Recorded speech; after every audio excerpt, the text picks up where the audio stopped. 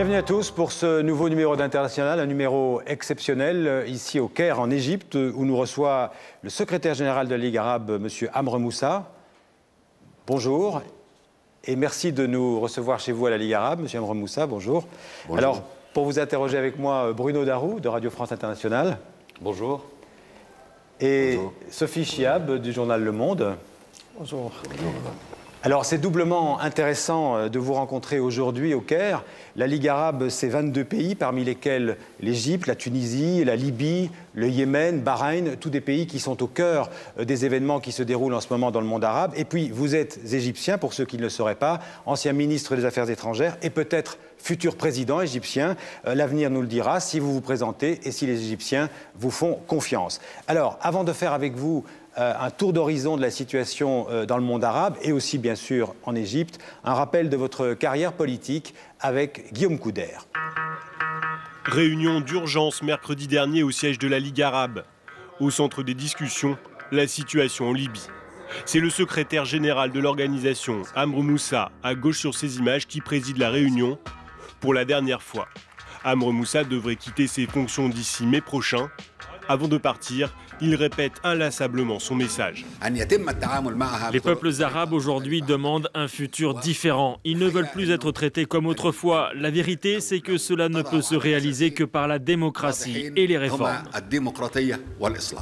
À 74 ans, Amr Moussa va quitter la Ligue arabe pour embrasser un nouveau destin. Il sera peut-être le prochain président égyptien. Car c'est une personnalité appréciée dans son pays. Diplomate de carrière, il bâtit sa renommée dans les années 90. Il est alors ministre des Affaires étrangères et soutient les Palestiniens face à Israël et Washington.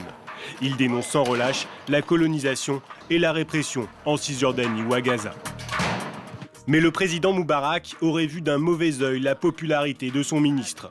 En 2001, pour l'éloigner du pouvoir, il l'aurait ainsi fait désigner à la tête de la Ligue arabe. Là encore, Amr Moussa se distingue par ses déclarations pro-palestiniennes qui lui valent le respect de son opinion publique. En juin 2010, il se rend ainsi à Gaza pour exiger la levée du blocus israélien. Les Arabes, comme le reste du monde, devraient se tenir aux côtés des Palestiniens contre le siège de Gaza et contre les actions israéliennes dans les territoires occupés et surtout à Jérusalem-Est. Amr Moussa se construit aussi l'image d'un homme d'État attentif à la justice sociale. Dans les rues du Caire, le peuple l'apprécie pour ses critiques sur l'état des systèmes d'enseignement et de santé. Ainsi, en février 2011, lorsque la révolte emporte le régime Moubarak, ce réformiste monte au créneau. Il se verrait bien assurer la transition vers une Égypte démocratique. Je suis un citoyen égyptien, un citoyen ordinaire et responsable. J'essaye de contribuer au processus important qui est en cours dans mon pays. À partir de là, j'agirai en conséquence.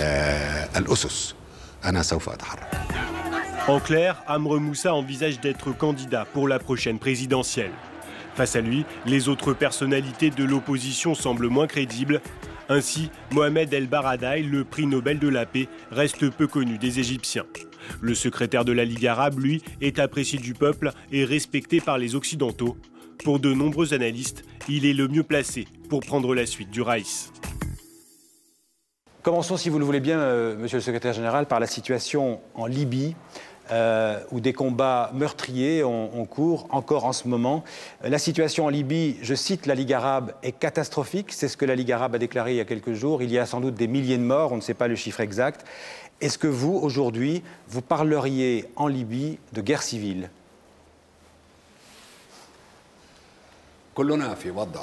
Nous sommes tous dans une situation très critique parce que ce qui se passe en Libye n'est absolument pas acceptable.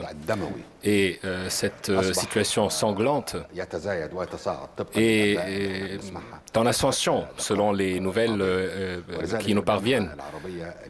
Et c'est pour ça que la Ligue arabe, qui a commencé par prendre une position assez importante et sans précédent en suspendant la participation de la Libye dans les réunions de la Ligue et en coordination avec l'Union africaine et l'ONU et en assurant le suivi de toutes les négociations qui ont mené à la prise de position internationale qui doit être basée sur deux éléments. Tout d'abord, l'élément humanitaire. Il faut sauver la situation du point de vue humanitaire et moi je sais que il y a une grande exigence, une grande nécessité de produits alimentaires et de médicaments. Et il y a eu également des délégués de la part de la Ligue arabe qui sont allés en Libye avec un nombre de missions humanitaires qui ont apporté leur soutien humanitaire en Libye. Et les rapports qui ont été établis par cette mission sont des rapports qui nous concernent beaucoup. Monsieur le secrétaire général, est-ce qu'une mission humanitaire est suffisante? Est-ce qu'il ne faudrait pas intervenir, peut-être militairement même en Libye? Non. Non, absolument pas suffisante. Et moi, j'étais en contact hier avec Ashton dans la soirée pour parler de l'aide humanitaire.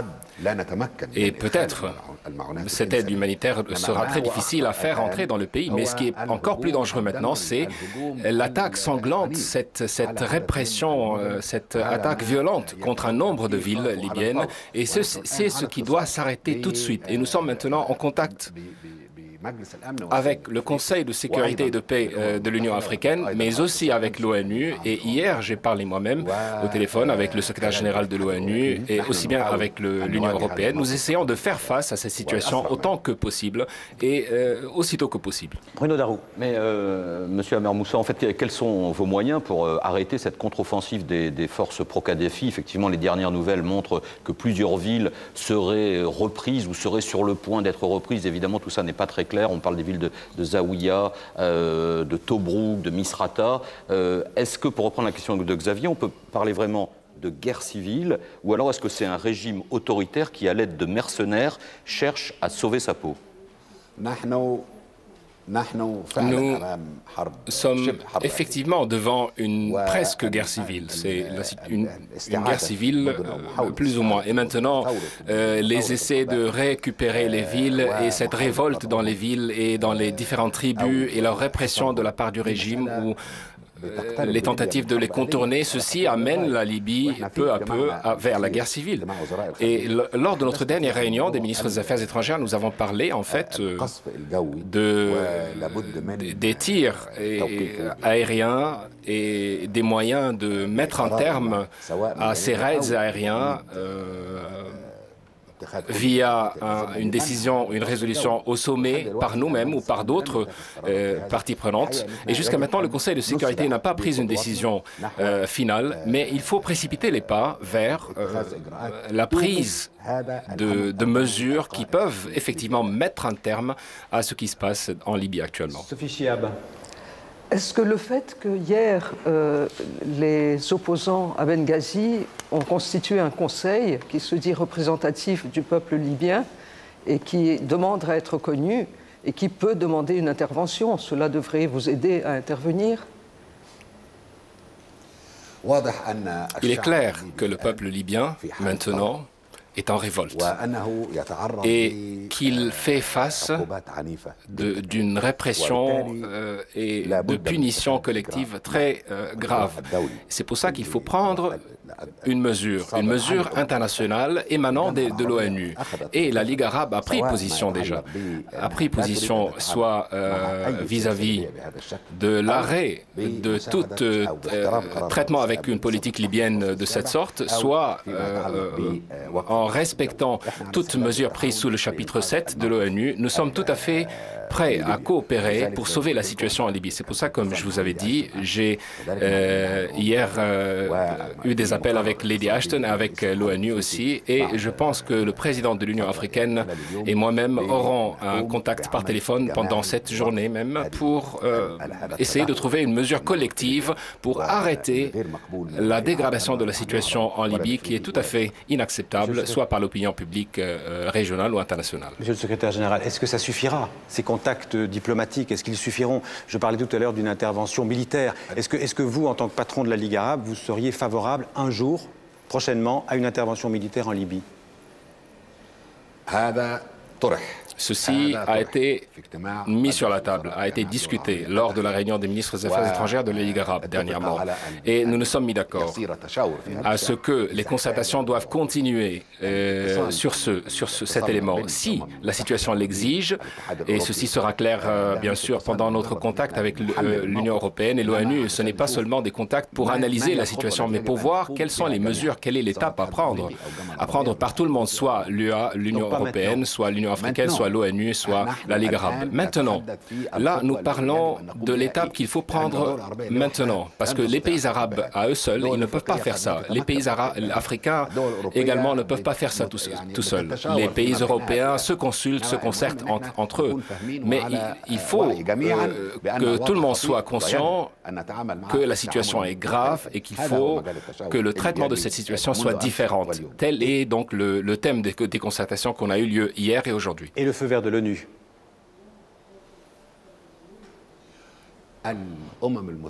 Les Nations unies et ces résolutions sont très nécessaires dans ce cadre. Il ne faut pas laisser la décision à un pays.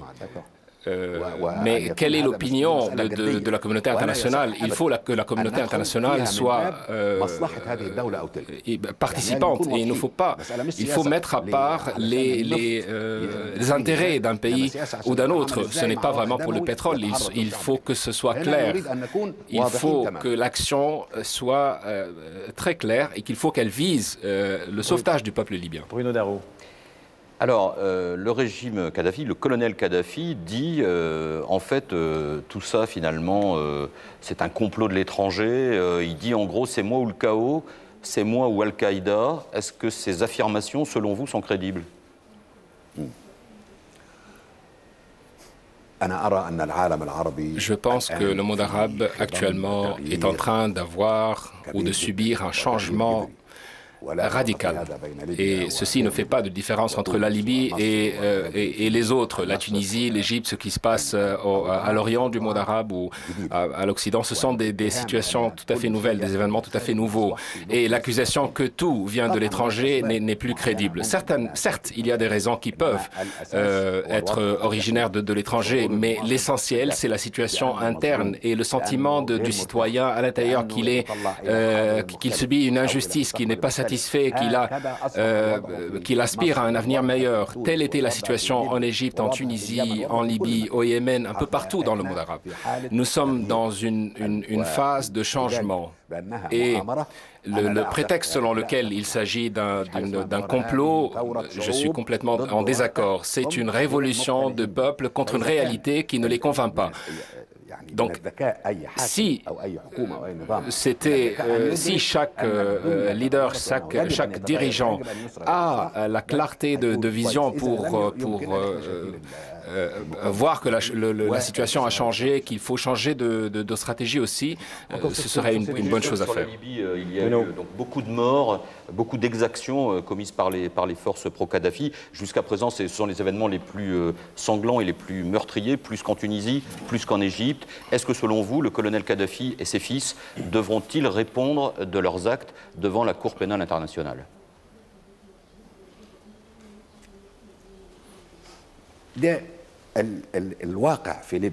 La réalité en Libye, si la communauté internationale veut vraiment voir la réalité des choses, et si jamais il y a eu de tels massacres, comme nous l'entendons, la responsabilité doit être prise par le régime, ou la responsabilité sera celle du régime. C'est pour ça que c'est très important que l'ONU, et avec elle les organisations régionales et peut-être d'autres pays, doivent arriver à l'est de la Libye, dans cette région-là, et montrer au monde ce qui se passe réellement. Si le monde voit réellement la réalité des choses en Libye, et s'il y a effectivement des massacres, les responsables, certainement, doivent être punis par la loi. Vous êtes pour une traduction devant la CPI?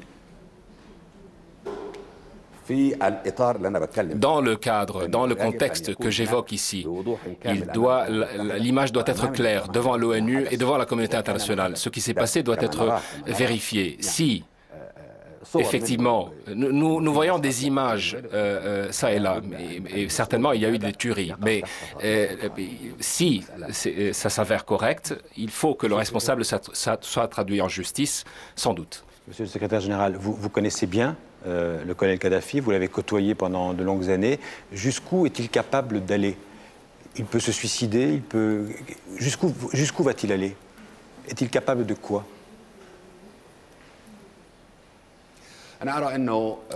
Je vois qu'il ne croit pas qu'il y a un seul Libyen qui ne l'aime pas. Il ne croit pas. C'est pour ça qu'il a subi un choc. Ce qui s'est passé l'a choqué. Et selon ce choc, maintenant il réagit. Et je pense, et je demande, et j'exhorte le colonel Kadhafi lui-même, que le peuple libyen ne doit pas vivre ces événements sanglants, parce qu'après, il n'aura aucune crédibilité. Les dirigeants libyens n'auront aucune crédibilité, et le colonel Kadhafi lui-même n'aura pas de crédibilité. Le sang ne peut pas couler comme ça dans l'impunité. Un dirigeant ne peut jamais traiter avec un peuple avec des événements pareils. Nous avons du sang qui coule dans les tribus, dans les villes, les villages. Vous lui demandez de se retirer? Je propose, à mon avis, qu'il doit commencer tout de suite un processus de réconciliation avec son peuple, s'il veut rester. Mais je ne pense pas que le peuple va laisser passer cela. C'est triste. Sophie Chiap, sur cette question, où on passe oui, à l'Égypte? peut-être, non, est-ce que vous pensez, Monsieur le secrétaire général, que les armées des pays voisins, qui sont les premiers appelés à intervenir, est-ce que l'armée tunisienne, est-ce que l'armée égyptienne, qui a beaucoup de choses à faire, sont prêtes à participer à une coalition pour aider le peuple libyen? À ce moment même, je ne pense pas. Alors, si vous le voulez bien, on va passer à la situation dans votre pays, en Égypte, Monsieur le secrétaire général. Une question assez simple. Le président Moubarak est parti, son dernier Premier ministre Ahmed Shafik est parti aussi. Où en est la révolution égyptienne? Quelles sont les prochaines étapes de cette révolution qui est en cours? La révolution égyptienne a réussi et elle a changé, pas seulement la tête du régime ou la forme du régime, mais maintenant elle est en train de former le cœur même du régime, l'essentiel même de ce régime. Et je pense que, abstraction faite de la situation actuelle qui n'est pas très sûre, je crois que les choses vont prendre la bonne direction et accomplir leurs objectifs. Quand nous prendrons la voie de la démocratie, quand nous nous assurons que des élections seront tenues, que la Constitution sera élaborée, la situation va changer complètement. À mon avis, la Constitution, une nouvelle Constitution, est le seul élément qui peut traduire la position, les aspirations de la nation vers l'avenir. La Constitution actuelle ne les représente pas, ne les traduit pas, mais peut même poser obstacle à cette avancée vers l'avenir. Alors, je pense que dans le cas où un nouveau président est élu, il doit commencer par l'élaboration d'une nouvelle Constitution qui sera approuvée par le peuple.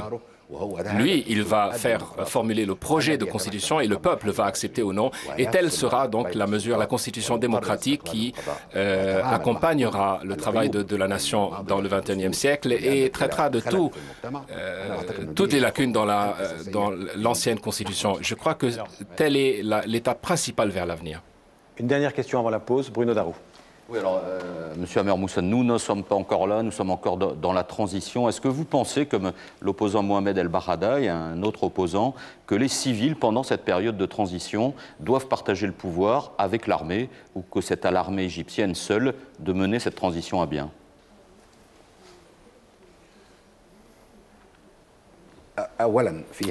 Premièrement, dans cette phase de transition, ces 6 mois qui prendront fin en août prochain, c'est une phase de transition sous la responsabilité du Conseil suprême des forces armées. Et nous devons, à mon avis, œuvrer pour finir cette phase de transition dans la date qui a été déjà déterminée. Et on n'a vraiment pas besoin de chercher le changement total dans cette phase transitionnelle. Cette phase prépare la phase prochaine, la phase des des élections, l'élection du président, du Parlement, de la nouvelle constitution et de la nouvelle ère, une nouvelle époque en Égypte. Il ne faut pas nous encombrer avec tous les changements que nous pouvons faire dans cette phase de transition, mais il faut nous occuper, œuvrer pour que cette phase de transition soit une période de préparation, bonne période de préparation pour l'époque prochaine, l'ère nouvelle qui commencera, nous l'espérons, en septembre prochain. On s'interrompt pour une toute petite pause, on se retrouve dans 3 minutes. Merci.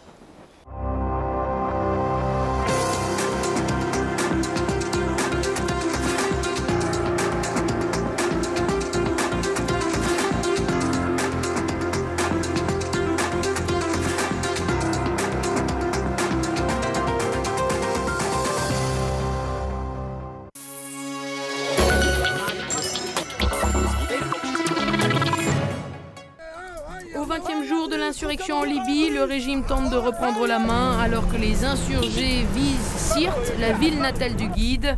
Des avions ont effectué des bombardements sur les positions acquises hier, Ras Lanouf et Ben Jawad, une ville où les anti-Kadhafi auraient reculé après des combats ayant fait 2 morts et une trentaine de blessés. À l'ouest, les forces fidèles au colonel Kadhafi mènent également une offensive à l'arme lourde à Misrata, à 150 km à l'est de Tripoli. Alors que la capitale, elle, subit une opération de propagande envahie par des militants pro-régime. Enfin, à l'est, une petite équipe diplomatique britannique se trouverait aux mains des insurgés à Benghazi. L'information confirmée par Londres. Et pendant ce temps-là, la fuite continue. Près de 200 000 personnes ont déjà fui les violences libyennes à ce jour et la Croix-Rouge et les Émirats arabes unis s'apprêtent à construire des nouveaux camps pour accueillir les réfugiés à la frontière tunisienne. Quant aux bateaux, ils affluent à Malte, chargés d'Égyptiens ou comme ici d'Indiens. 300 viennent d'être évacués. Le nouveau ministre français des Affaires étrangères effectue une visite au Caire ce dimanche. Alain Juppé a visité la place Tahrir et a rencontré des jeunes qui ont mené la révolution. Il a assuré l'Égypte du soutien de la France pour réussir la transition démocratique. Le chef de la diplomatie doit ensuite s'entretenir avec le chef de la Ligue arabe, Amr Moussa, avec lequel il abordera le dossier libyen. En Afghanistan, 500 personnes ont manifesté dans le centre de Kaboul pour dénoncer les récentes victimes civiles des opérations militaires de l'OTAN, dont 9 enfants tués cette semaine dans l'Est. Et des images du carnaval de Venise pour finir. Loups, masques et costumes sont conviés dans la ville italienne jusqu'à mardi prochain.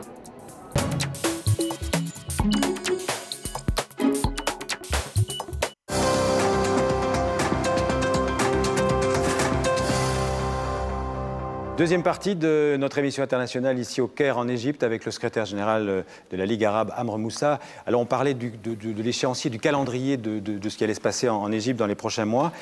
On a l'impression que le temps presse, monsieur le secrétaire général. Ça va très vite. Vous allez faire un référendum le 19 mars. C'est très rapide, non? C'est pas trop rapide?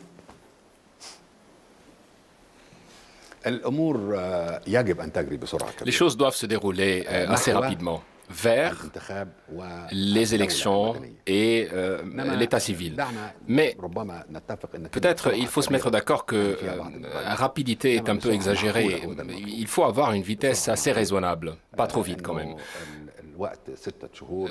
Une période de 6 mois, 200 jours, depuis le début de cette phase de transition, de cette période de transition. Mais là, l'élément essentiel n'est pas la vitesse ou la lenteur, mais la bonne gestion des choses.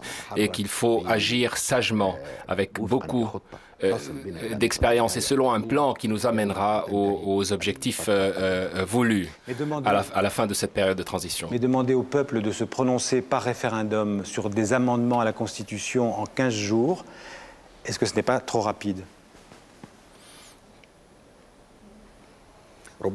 Peut-être. Il se peut que ce soit rapide, mais en même temps, il faut voir que les amendements sont mineurs. C'est une partie limitée de la Constitution concernant la facilité, la gestion et la tenue d'élections législatives et présidentielles, ou l'inverse, présidentielle puis législative, parce que les amendements sont plus penchés vers les procédures, les éléments procéduraux plutôt que politiques. Par exemple, l'article 76 permettra à ceux qui veulent, au peuple, de se porter candidat parce que dans sa formulation précédente, elle mettait beaucoup de limites. L'article 77 parle des mandats, de limiter les mandats des présidents et des élections. Ce sont des choses... Il y a bien sûr des points de vue différents. Il n'y a pas de consensus sur ces amendements. Et il y a ceux qui ont demandé hier, il y en a dans les médias, dans la presse, et les analystes ont posé la question, est-ce qu'il faut prendre la Constitution comme un tout ou amender article par article? Donc ce n'est pas fini. Et je crois que la discussion est en cours et elle est très active sur la tenue des élections présidentielles d'abord ou les élections législatives et sur tant d'autres questions aussi concernant la Constitution. Bruno Darroux et puis Sophie Giab. Alors, il y a la Constitution, les quelques changements, vous venez d'en parler, qui ont déjà été introduits. Il y a aussi la loi sur les partis. Est-ce que vous êtes favorable à une modification de cette loi sur les partis qui interdit à des mouvements comme les Frères musulmans ou les groupes de jeunes qui ont lancé le mouvement de s'organiser comme mouvement politique réellement? Premièrement, une nouvelle loi pour les partis est nécessaire, est obligatoire, parce que la loi précédente était une loi qui limitait la liberté du peuple, des gens, de la communauté, de la société, de formuler des partis dont il a besoin. Et il mettait la décision finale dans des mains qui ne sont pas impartiales. Maintenant, il nous faut une nouvelle loi, il faut ouvrir la liberté de formuler ou de former des partis pour que le système démocratique soit plus développé. Concernant les frères musulmans, ils sont une partie de la scène politique égyptienne. Ils font partie de l'action politique dans le pays. Et ce n'est pas dans l'intérêt du peuple d'isoler une partie du peuple égyptien sous le prétexte qu'il fait des revendications qui ne sont pas l'objet d'un consensus ou d'un accord général. Mais l'existence, la présence des frères musulmans dans cette scène politique pourra faire de sorte qu'ils prennent parti à la discussion, qu'ils prennent parti au dialogue, de la compétition, qu'ils soient sur scène et qu'ils mettent en avant leur programme pour la résolution des problèmes que nous avons, les problèmes politiques et autres. Mais laisser à part une partie du peuple, une partie de cette scène politique dans l'isolation, ceci va causer beaucoup de perturbations, beaucoup de choses qui peuvent jouer en faveur ou contre les frères musulmans, mais qui ne seront certainement pas en faveur de l'action politique égyptienne comme elle se doit. Elle doit avoir la liberté de choisir entre celui-ci et celui-là. Est-ce qu'à ce sujet, est-ce que vous seriez favorable à l'annulation de l'article 2 de la Constitution qui dit que la charia islamique est l'origine fondamentale de la Constitution et qui contredit d'autres... Je pense que soulever cette question dans la phase actuelle n'est pas nécessaire et peut mener à beaucoup de nuisances, beaucoup de problèmes. Parce que ce n'est pas le temps convenable et le peuple ne pense pas à cela maintenant.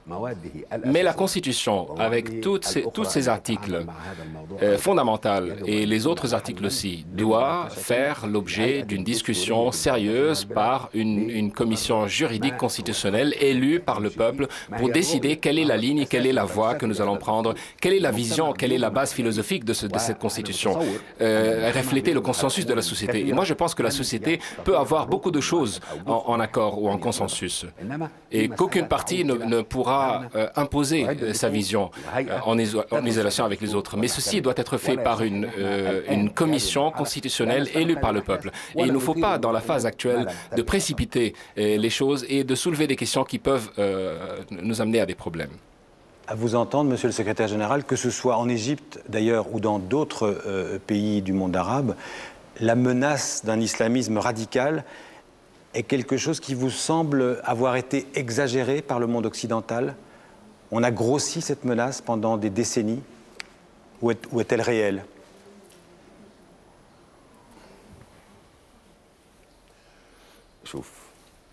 Écoutez, L'extrémisme existe dans toutes les sociétés et dans toutes les convictions et les croyances et les doctrines politiques. L'extrémisme n'était pas seulement existant dans la partie arabe ou islamique, mais également dans la pensée occidentale qui a parlé beaucoup dans son cadre ultra-conservateur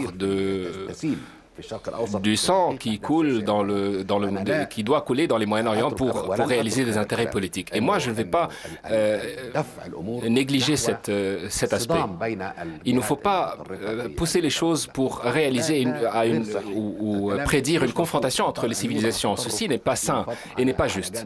L'extrémisme n'existe pas seulement sur une partie et n'existe pas dans une autre. Mais là, il faut parler dans un contexte politique, dans un cadre politique.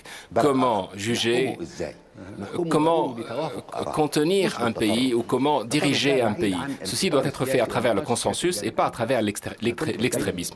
L'extrémisme ne fait pas vraiment un élément principal du dialogue politique qui est en cours actuellement en Égypte. Vous m'avez peut-être entendu quand j'ai parlé de la confrontation des civilisations ou du conflit des civilisations. Et moi, j'ai dit que le conflit des civilisations se déroule entre les partis extrémistes dans ces civilisations et il n'y a pas de confrontation réelle entre ces civilisations en tant que telles.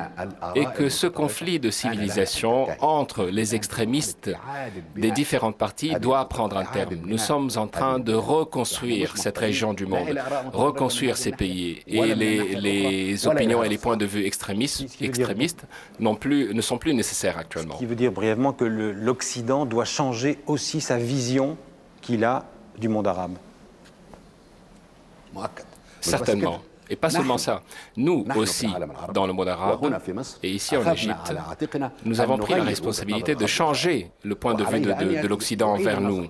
Et l'Occident doit refaire son idée, son image de l'Égypte, du monde arabe et de la décadence du monde arabe et de l'impuissance du monde arabe à passer vers l'avenir. Et vous avez vu en Égypte ce qui s'est passé. L'opinion publique et les jeunes, et l'opinion publique qui a soutenu les jeunes, c'est eux qui ont poussé vers le changement de la situation en Égypte. Et maintenant, nous avons une vision tout à fait nouvelle de l'avenir. Et avant l'Égypte, la Tunisie, il ne faut pas oublier la révolution de la Tunisie. Et ce qui va avoir lieu dans l'avenir va prendre le même chemin. Bruno Darroux.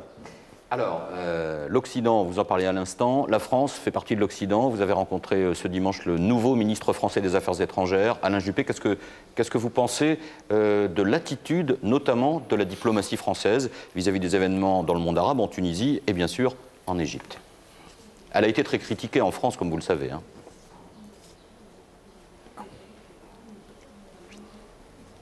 Je voudrais dire quelque chose, tout d'abord. L'Égypte pense que sa relation avec l'Europe doit être une relation étroite, une relation très distinguée et parmi les cercles politiques essentiels pendant laquelle œuvre la politique égyptienne et l'Europe, avec bien sûr le monde musulman, le monde arabe, mais la Méditerranée et l'Europe sont une partie très importante du travail diplomatique et politique pour nous en Égypte et pour le monde arabe en général. C'est là où a commencé ma relation avec Alain Juppé quand il a été ministre des Affaires étrangères de la France et moi j'étais en Égypte. Nous avons travaillé ensemble pour lancer l'Union de la Méditerranée qui a évolué ensuite pour devenir le processus de Barcelone et ensuite l'Union pour la Méditerranée. Je pense que le forum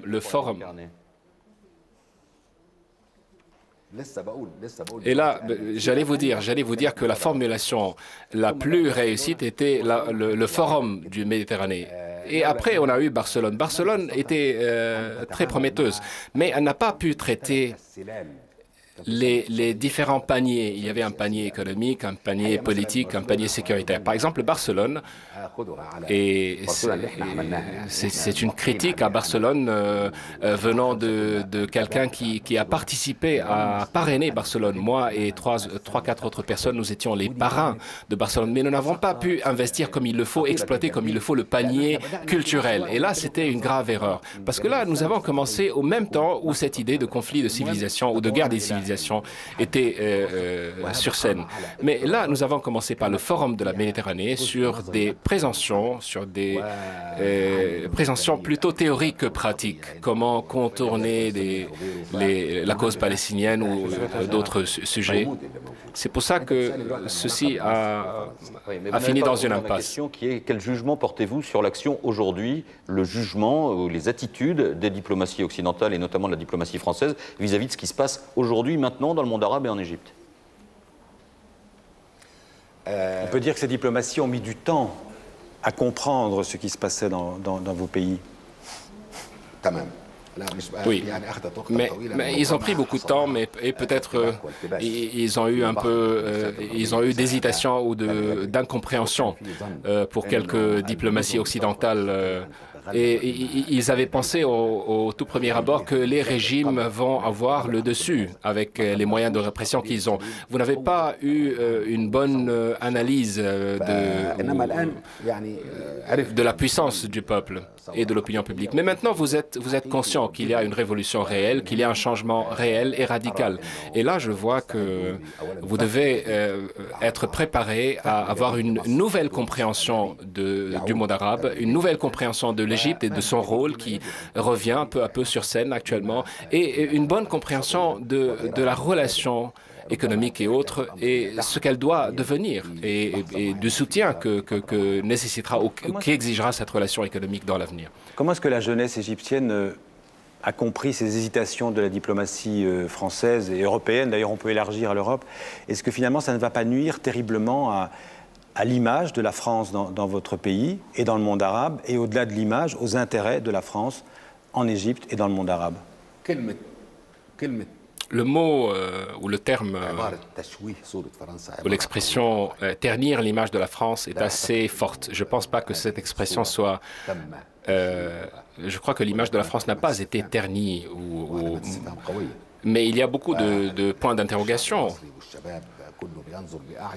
Et le peuple égyptien et les jeunes regardent à yeux ouverts ce qui se passe et comment les autres pays traitent avec l'Égypte. Mais là, je prends cette occasion pour vous dire que dans la tradition égyptienne et la tradition française, il y a une relation très forte, très étroite entre les deux sociétés égyptiennes et françaises, et il y a une sorte d'échanges culturels, intellectuels sur plusieurs aspects. Et il y a beaucoup de similitudes, aussi similarités sur cet aspect culturel et intellectuel. Ce qui nécessite de la France de voir les choses sous un angle différent et de se préparer à une nouvelle phase des relations franco-égyptiennes qui, dans l'intérêt des deux pays, doit être une relation fructueuse, enrichissante et globale. Au-delà de la jeunesse, alors vous-même, est-ce que vous n'avez pas été déçu par l'attitude de la France? Mais il ne faut pas, je ne voudrais pas que vous m'éloigniez des jeunes, parce que là, je soutiens ces jeunes et je ressens leurs sentiments. Mais si vous me permettez, maintenant je vais exprimer ma propre analyse avec Alain Juppé. Mais j'espère que la France aura un nouveau plan, une nouvelle vision, une nouvelle compréhension de la réalité égyptienne et du rôle prochain de l'Égypte et du monde arabe en général, qu'il est en train de subir un changement. Pas dû à des conseils ou à des politiques venus de l'étranger, mais ceci émane des exigences même et des revendications de la société égyptienne et arabe. Je vais vous poser une question qui ne va peut-être pas vous faire plaisir, mais vous parlez de la jeunesse. Le nouveau Premier ministre tunisien a 84 ans. Si vous le permettez, vous avez, on peut dire votre âge, vous avez 74 ans. Est-ce que vous avez l'impression que vous pouvez incarner et comprendre et traduire les aspirations de la jeunesse égyptienne ou tunisienne ou du monde arabe ?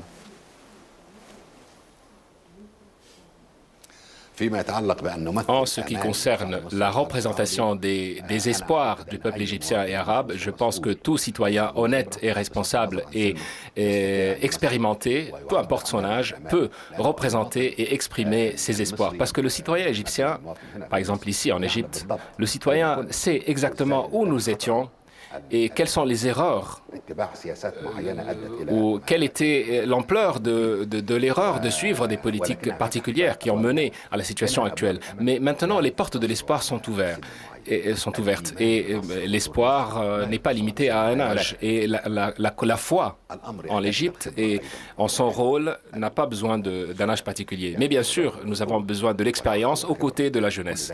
La jeunesse, la sagesse, l'expérience, tout ceci doit se complémenter pour faire avancer ou pousser l'Égypte vers l'avant. Et je pense qu'il y a l'Égypte jeune qui viendra. Et moi, je crois en cela. Et je pense que je peux contribuer, je peux assister à l'accomplissement de cette Égypte jeune, qui sera tout à fait acceptable. Vous êtes en train de nous dire que vous serez candidat à la future présidentielle. J'ai déjà déclaré mon intention de participer à ces élections ou de me porter candidat à ces élections et d'être présent et avec puissance. Mais la déclaration officielle que je dois présenter officiellement au peuple égyptien, ce n'est pas encore venu, ce n'est pas encore le temps convenable. Parce qu'il n'y a pas d'élection actuellement. Nous ne sommes pas... Là, je parle d'une intention que j'ai et je parle avec les jeunes, je parle avec d'autres groupes de la population et je pense qu'il y a qui sont favorables à cela. Mais maintenant, la question des élections n'est même pas posée, donc ce n'est pas le temps convenable de parler d'une déclaration officielle politique en ce sens. Justement, finalement, certains s'interrogent un peu sur votre légitimité à vous porter en tant que candidat à la présidentielle, parce que finalement, vous avez participé pendant 10 ans en tant que ministre des Affaires étrangères au régime du président Moubarak. Alors, comment pouvez-vous vous présenter comme un recours alors que vous avez été parti du régime, même si à la fin, ça s'est moins bien passé pour vous? Comment pouvez-vous être l'homme du renouveau?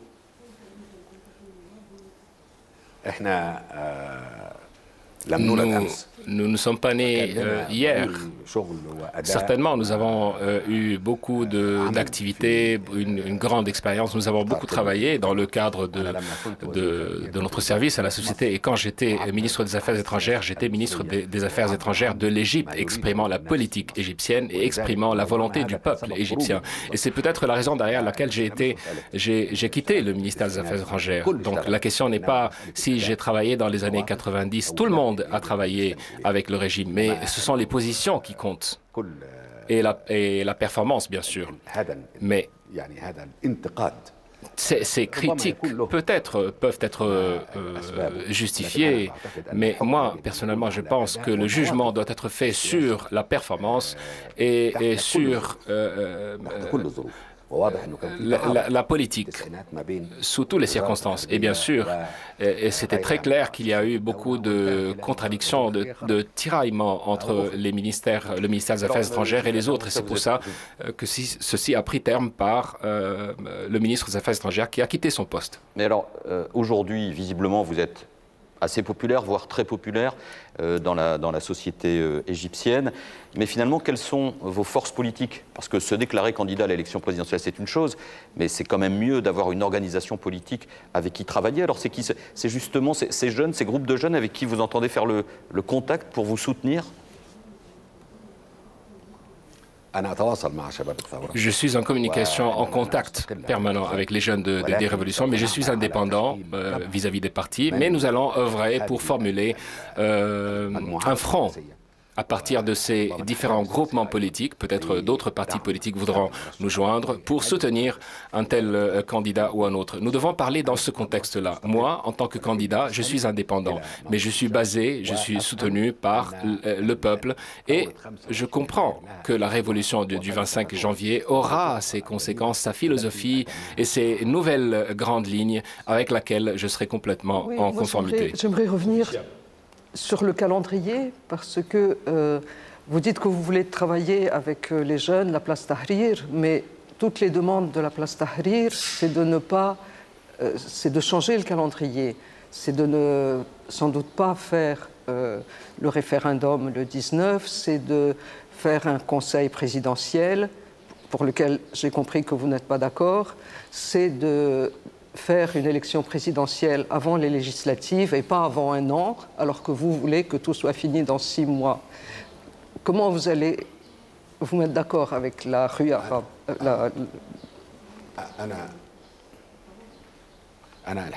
En fait, Je pense que les élections présidentielles doivent se dérouler avant les élections législatives. Mais je ne pense pas que ceci nécessite une bataille politique.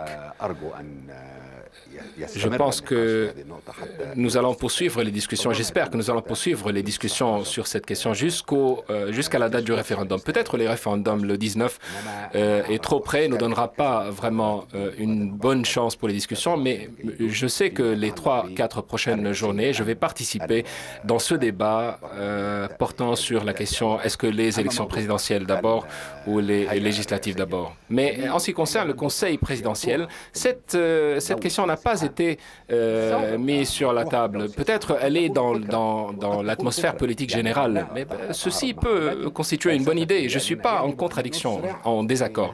Mais ma philosophie personnelle, c'est qu'il faut finir rapidement avec cette phase de transition, cette période de transition, et passer aussitôt que possible à stabiliser la situation dans la société égyptienne et reconstruire les établissements et les institutions. Il faut réaliser cette stabilité parce que la phase transitionnelle, si elle se rallonge plus que prévu, ceci peut causer des problèmes, surtout de l'aspect économique, sur l'aspect économique, l'investissement, le tourisme. Non, je ne pense pas. Je ne pense pas qu'il y a une contre-révolution. Je pense que la révolution a réussi et qu'elle continuera. Il y a d'autres points de vue.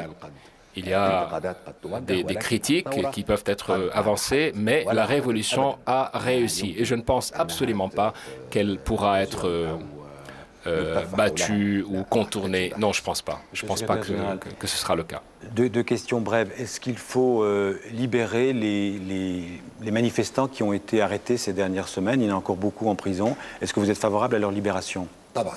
Bien sûr, oui.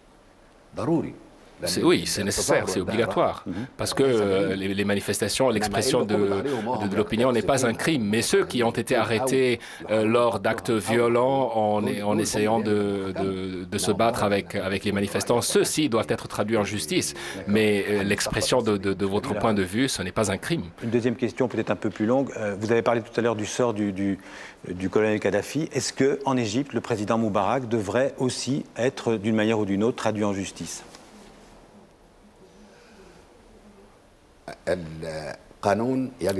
La loi doit être appliquée. Et le titre ne doit pas être qu'il faut traduire en justice le président, parce que ceci est sensationnel, c'est un titre sensationnel. Mais il faut dire qu'il faut traduire en justice tout ce qui a été incriminé ou qui a été inculpé de crimes particuliers envers le peuple égyptien ou envers l'Égypte, soit de crimes économiques ou autres. Et ça, c'est une question qui relève du droit, de la loi.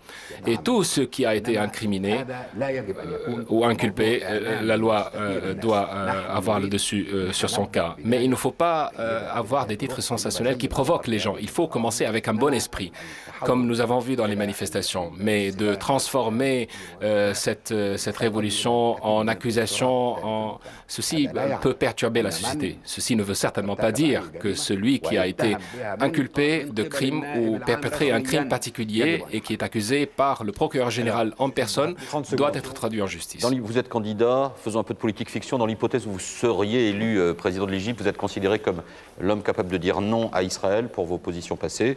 Est-ce que ça changerait la politique de l'Égypte vis-à-vis d'Israël? Brièvement. Très brièvement, s'il vous plaît. Pourquoi changer? Pourquoi elle changera? Notre politique est très claire. La politique de l'Égypte et des autres pays arabes. La politique arabe y inclut l'Égypte, y compris l'Égypte, vis-à-vis d'Israël et vis-à-vis du conflit israélo-arabe, est gérée et sous l'égide de l'initiative arabe.